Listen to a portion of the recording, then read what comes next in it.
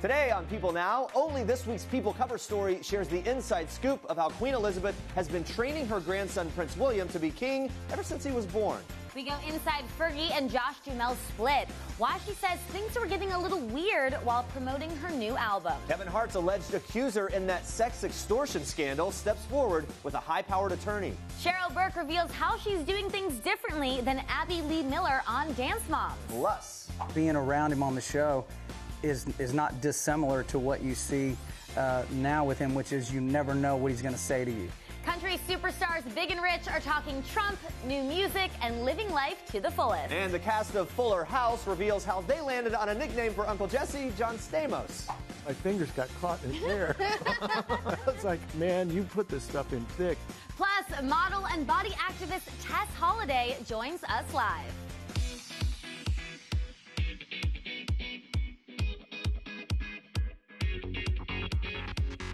Good morning, Facebook Live and People.com. Welcome to People Now. Lots to get to today, including country duo Big and Rich opening up about their craziest party experience in honor of the Save a Horse, Ride a Cowboy singers getting down. We want to know, what celeb would you want to party with? It's our Facebook question of the day. We're kind of dreaming about the weekend, so let's just kind of get on board with this today and put your answers in the comments below. We'll read them live in just a little bit, but first, here's what you need to know and what's trending today. Our People cover story this week is none other than everyone's favorite royal dad and future king, Prince William. We're taking you behind palace doors to learn how Prince William has been trained since birth to be king and his secret to working a room like a boss. Or a king, in this case. His grandmother, Queen Elizabeth, has been the ultimate royal role model for William, which is how he himself described her last year. Though the Queen has had a prickly relationship at times with her direct heir and William's dad, Prince Charles, according to historian Robert Lacey, she has taken a particular interest in Prince William since he was born. Lacey tells People that she and William have always enjoyed, quote, a special closeness. When William became a teenager, she would have him at Windsor Castle and would open the state boxes and guide him through the papers. It was William's constitutional education. Meanwhile, Prince William told the BBC that the Queen's, quote, duty and her service, her tolerance, and her commitment to others have all been incredibly important. He goes on to say, it's been a real guiding example of what a good monarch could be. It's been incredibly insightful for me growing up watching her leadership. Prince William has been carving his own path, taking a much more hands-on approach to both royalty and fatherhood. Unlike the Queen, who regretted putting her duty ahead of her family as a young mother, William has said his priorities are clear, revealing, quote, I want to bring my children up as good people with the idea of service and duty. But if I can't give my time to my children as well, then I worry about their future. And what's William's secret to feeling at ease with everyone from nervous preschoolers to nursing home patients? Well, a former palace aide tells People that William's calm but magnetic personality is, quote, kind of an inheritance from Diana. A mental health activist who attended a royal function last year recalled Prince William's unique gift, saying, quote, he had a photographer in one ear and in the other he had his assistant, and he managed to carry on his conversation with me naturally. I was impressed at how he stayed focused and calm despite all the stuff going on around him. Also in this week's People, we're diving into some possible signs that Prince William's brother, Harry, and his girlfriend, Meghan Markle, could be engaged. Royal wedding buzz intensified this month when Markle dished on a relationship for the first time to Vanity Fair. Now, all eyes will be on Harry's Invictus Games for wounded and injured service members, which kicks off this weekend in Markle's adopted hometown of Toronto. To see if Markle will attend with him, we'll find out, and we'll wait and see. And make sure you tune in to People Now on Friday when our resident Royals correspondent, Imogen Lloyd-Webber, gives us the lowdown on those Invictus Games and more. Well, guys, the woman at the center of the Kevin Hart sex extortion scandal has officially identified herself and is ready to set the record straight. On Tuesday, high-powered lawyer Lisa Bloom tweeted that she is now representing the, quote, woman at the center of the Kevin Hart scandal, identifying her as Mantia Sabag, an actress and model who will address the brewing scandal during a press conference on Wednesday morning. In a press release attached to the tweet, Bloom said Sabag was, quote, briefly involved with Kevin Hart a month ago. Since that time, she has been the subject of false, vicious attacks on her character.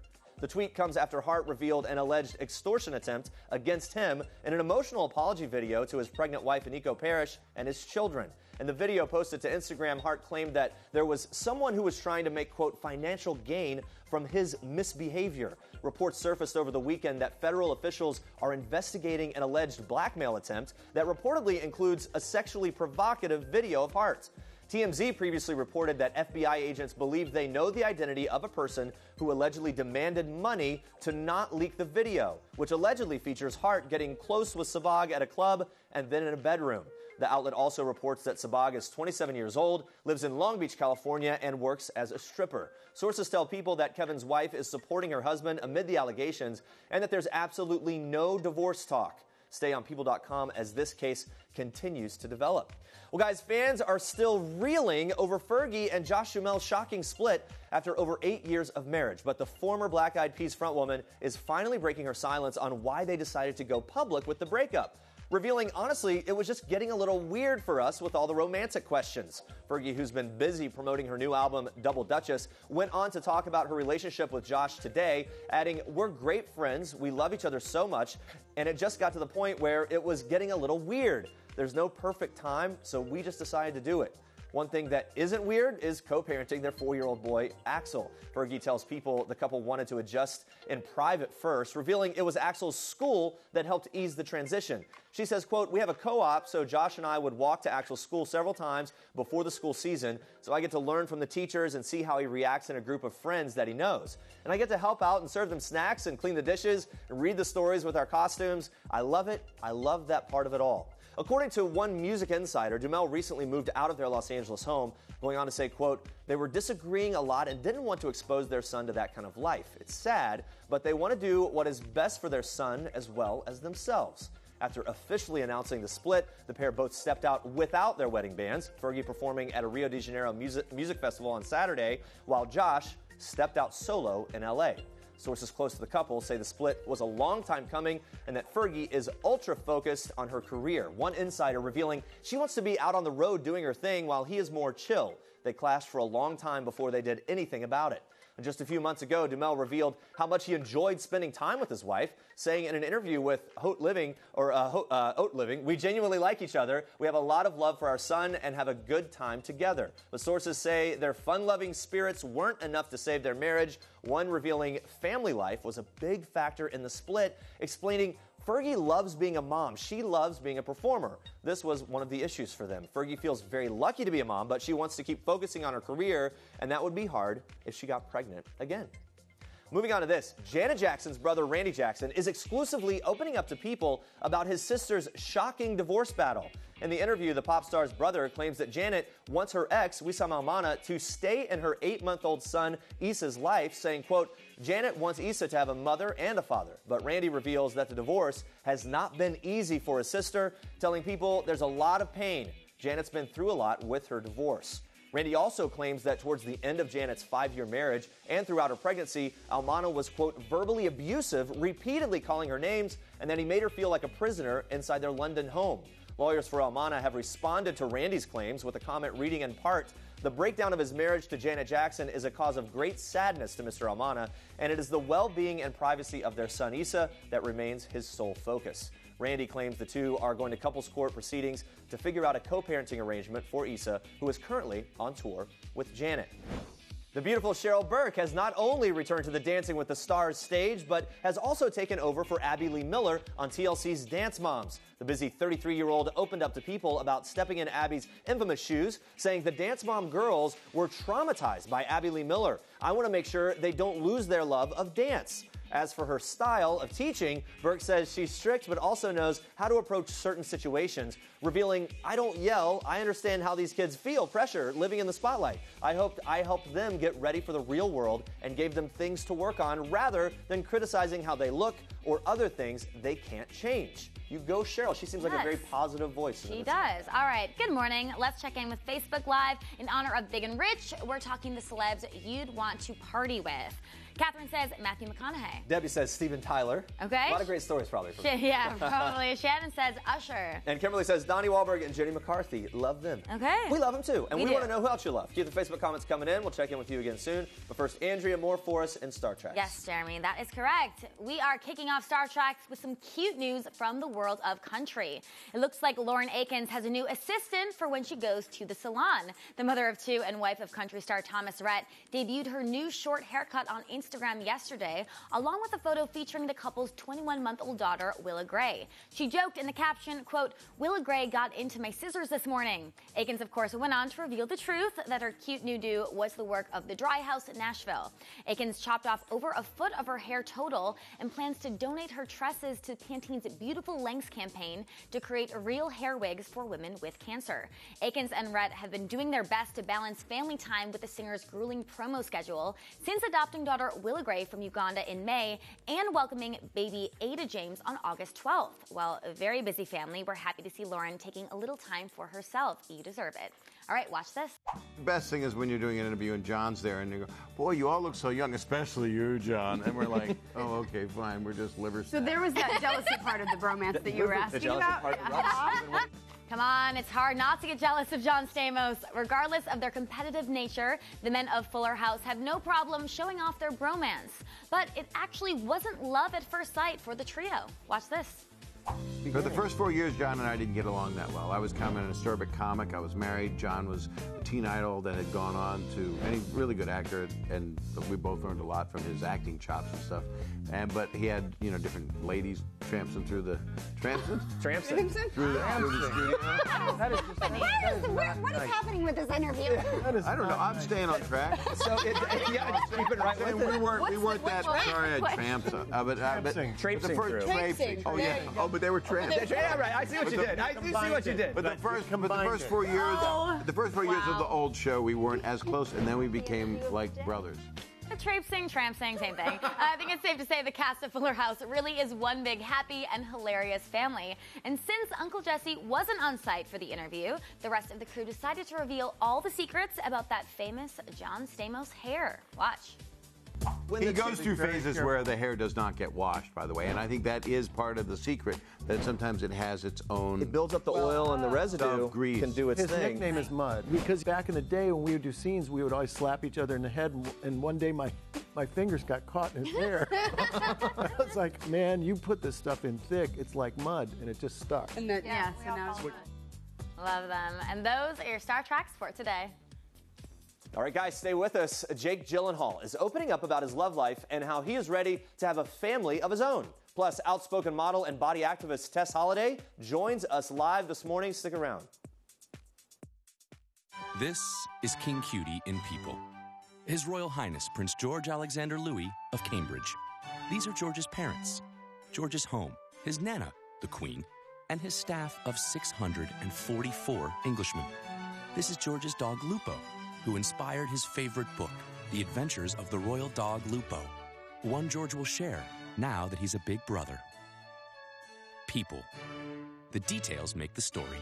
Don't miss this week's People. Anybody want them? Anybody want them? Anybody want them? Anybody want them? Anybody want to have a big and rich time? Yeah, right so here with the party people. Woo! That's the always entertaining Big and Rich. The larger-than-life country duo made up of Big Kenny and John Rich stopped by to chat about their new album, Did It for the Party. So what's the wildest thing they've ever done for the party? Watch this. We were just walking through Times Square a minute ago, and I stopped Kenny. I said, "Remember when we walked, I think it was about right here, and we dropped at like 2 o'clock in the morning and did push-ups in the middle of Times Square." I mean, with our Crown and Coke sitting right next to us, which I'm pretty sure was not allowed. But we've always had a great time with our music and with our lives, just coming at it with everything we've got. All the great things that ever happened to us, and it's probably the same for a lot of people, happen when you're out there just living life to the fullest. Great things happen. So fun. And of course, I couldn't let the guys go without asking John Rich about his time on Celebrity Apprentice. Now, he was selected by host Donald Trump to win the reality show back in 2011. But did he ever think his Celebrity Apprentice boss would become leader of the free world? His answer might surprise you. Take a look. So I win Celebrity Apprentice. All the confetti falls out of the ceiling. I'm standing there next to Mr. Trump, and he's kind of got his arm around me. We're taking pictures, and he leans over to me and goes, "I'm thinking about running for president." And I'm going, "Yeah, I heard about that." And he's like, "What do you think?" I went, "I think you ought to go for it, man. Why not?" And he goes, Good, thanks. Congratulations. And I'm like, and now I'm looking back at that going, wow, Celebrity Apprentice, you're never thinking I'm hanging out with the future president, you know? Yeah, now I feel like anywhere we go, we're going to think, hey, that could be a future president. And future president. Hey. Yeah. Yeah, there you go. Yeah. We thought about calling us Big and Rich the Party Party. The party party. Being around him on the show is not dissimilar to what you see now with him, which is you never know what he's going to say to you. You know, you just never. It's kind of how he keeps everybody on the edge of their seat. This is Jennifer Lawrence in People. This is Jennifer photobombing Taylor Swift and Sarah Jessica Parker and Liam Hemsworth, proving that while we all love the fashion of the red carpet, it's people who steal the show. People. The details make the story. I thought about this last night and talked about Wendy. What people don't understand, when I started in the business in 1972, we drove 3,000 miles a week. We drove, right? And so you'd wrestle twice on Saturday and twice on Sunday. So it became natural to drink beer at night, just especially after a long week. We just drink the beer and throw the can out the window, throw the sign, right? So it became a natural thing. So then I figured out that I went to the psychiatrist. He said, "Do you drink?" And I said, "Yeah." He said, "When?" I said, "When I work." He said, "How often do you work?" I said, "Every day." He said, "You work every day?" I said, "Yeah, twice on Saturday, twice on Sunday." By the time he got through talking to me, he was laying on the couch. Former WWE wrestler Ric Flair, a.k.a. Nature Boy, is revealing how his decades of overwork and alcohol abuse have taken a serious and almost deadly toll on his body. Flair talks exclusively to PeopleTV about the health crisis he's facing after being rushed to the hospital in August for severe stomach pains. Watch this. My stomach got really upset, and I called her, and she came and got me and took me to the hospital. The day he told me he had a stomach ache and it was really bad and he didn't feel good and we had to go was the day that saved his life, because he was slowly dying. His decades of heavy drinking had basically caused his organs to shut down. Because of everything else shutting down, it turned out that his bowel was dying. They put him into ICU immediately. In the hospital, doctors realized Ric Flair was on the verge of congestive heart failure. Surgeons immediately went to work removing part of his bowel and inserting a pacemaker, putting the former wrestler in a medically induced coma. Flair is now recovering at home with his fiancée Wendy, telling people he plans to do things differently with the time that he has left, vowing to never drink again and to just live life one day at a time. Megyn Kelly is opening up about making the leap from Fox News to NBC, saying she, quote, feels more joyful now that she can finally spend time with her family. The corporate lawyer turned journalist has a morning talk show on the network called Megyn Kelly Today. The new gig comes with a more relaxed schedule, as well as weekend nights free, perks that husband Douglas says were much needed, explaining having her home has transformed the household. Now we can have dinner together as a family and date nights during the week. Well, Kelly opened up to PeopleTV about the career-altering transition, explaining that life is less stressful now than ever before. Take a look. Well, I left cable and Fox for a number of reasons, including, first and foremost, the fact that I wanted to see my children grow up. In 2013, she got her own show called The Kelly File. Once I moved to primetime, you know, my kids were little. They were 4, 3, and newborn, and so I could see them during the days.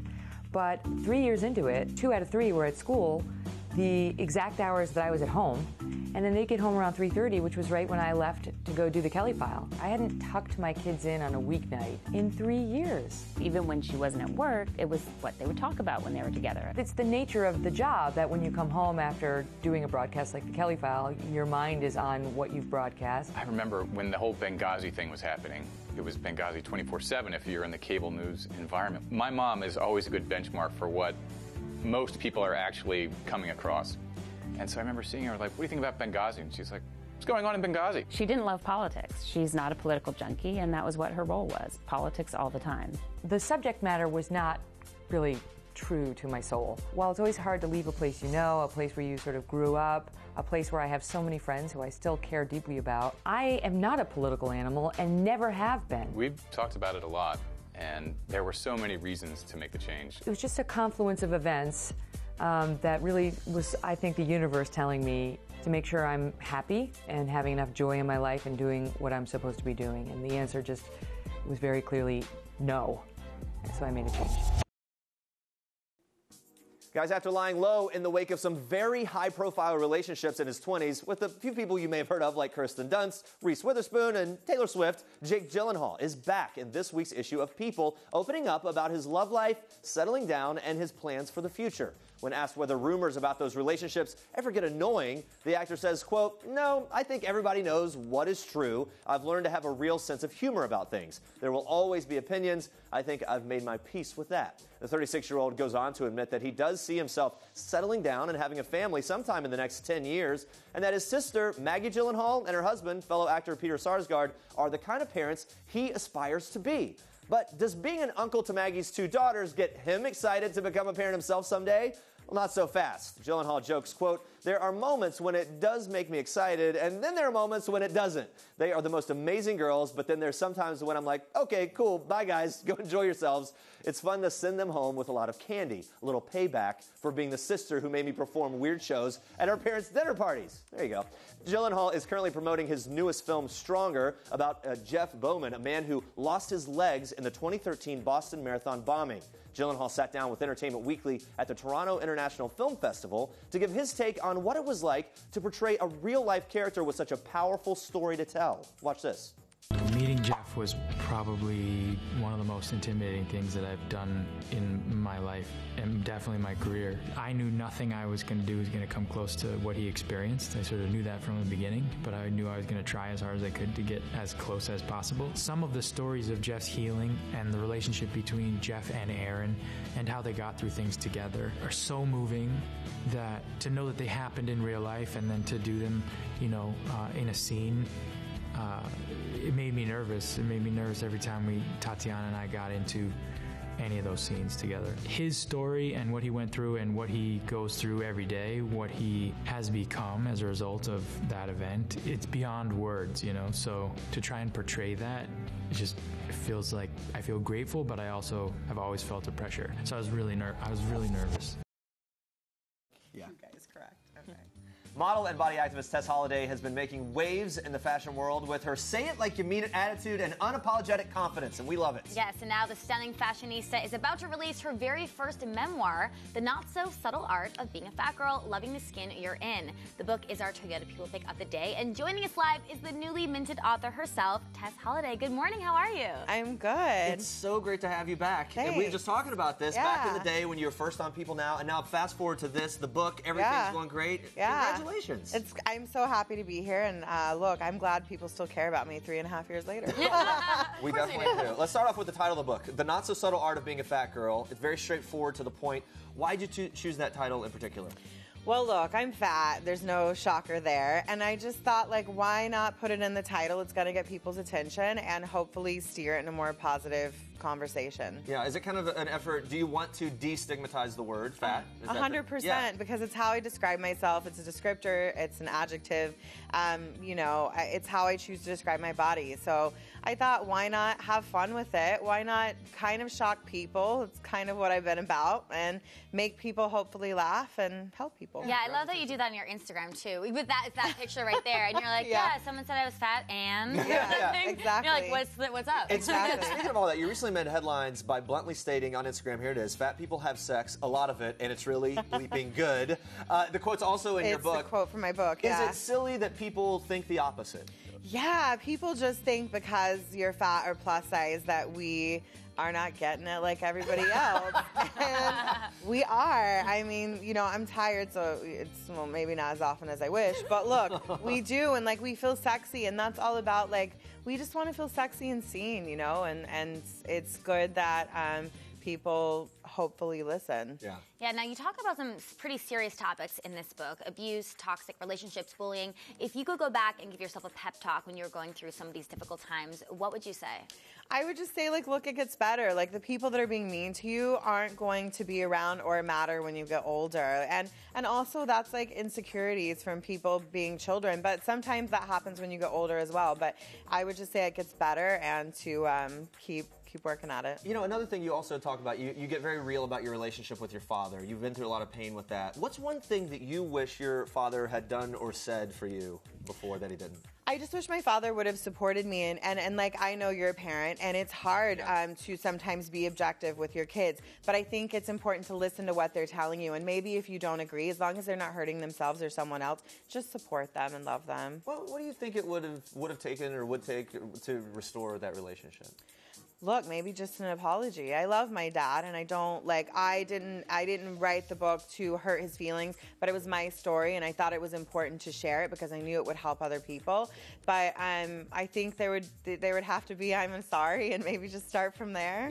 Yeah. Makes sense. Yeah, in the same vein, we learned a lot about your difficult childhood. Now, you have 2 children. I do. And your youngest son, Bowie, was only 3 months old when you wrote this book. Now, did reflecting on your past within this world of motherhood lead to any new revelations for you?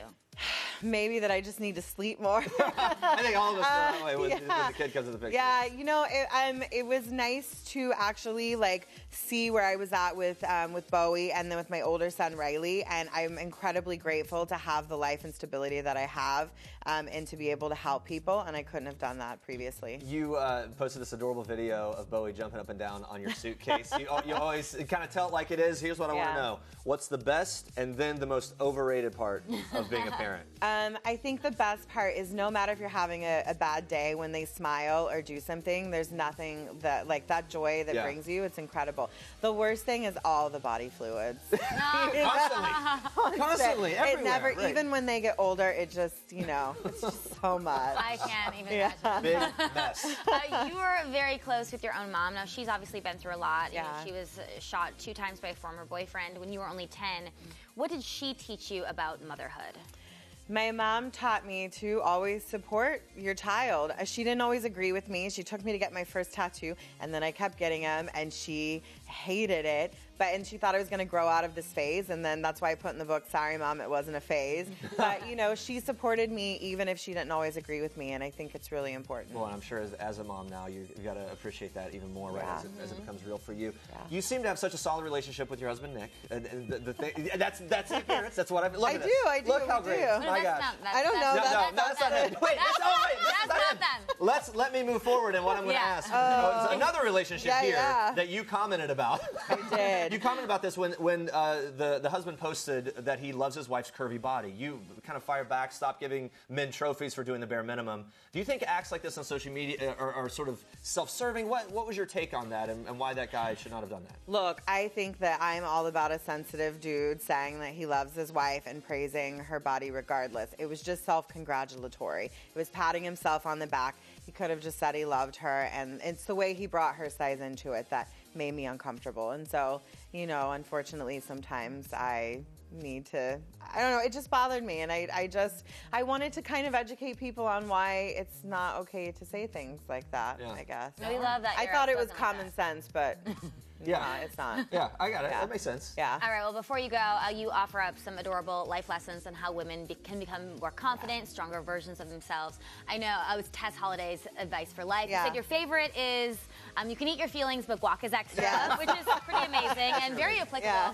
Do you have another favorite tip for women and girls to kind of feel that strength? Yeah, I always say that loving your body is a journey, not a destination. And look, it's going to be a rocky road, and you're not always going to 100% love yourself, but that's okay. I love that. Yeah. So good. We both love it. We both love it. Here it is. Here's the book. It's Tess Holliday, The Not So Subtle Art of Being a Fat Girl.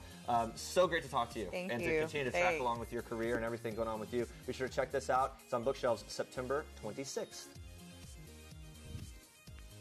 And we're staying here. My gosh. Let's check in with Facebook one last time. We've been asking you what celeb you'd want to party with. Tracy says Betty White, which I think would be awesome. Just to get, I want to get her commentary on everything. Ashley says Channing Tatum. And Olivia, Deb, and Abby Ann all agree Metallica. Wow. Now, Tess, who would you choose? Chrissy Teigen. Yeah. Oh, absolutely. You two would be a dynamic duo, honestly. We're friendly. I just saw her at LAX, and God, she's so funny. We were, yeah, she's great. And you both are outspoken and great on Twitter, so I think you could kind of bond She's over a supporter of mine, so she's hilarious, and yeah, it's gonna happen. Please make it happen. Please make it happen somehow. Send us the pictures. All right, coming up tomorrow, Danny Davis and some of the Winter Olympic snowboarding team join us live. We're excited for that, plus the Fuller House cast. Revealing how they stayed grounded as child stars. Yes, thank you so much for watching. For now, we leave you with one last thing from country duo Big and Rich. Enjoy. Hi, we're Big and Rich, and this is one last thing. Last time my hands got dirty, I was weaning calves on the farm in Culpeper, Virginia. And I think a little more than my hands got dirty, but hey.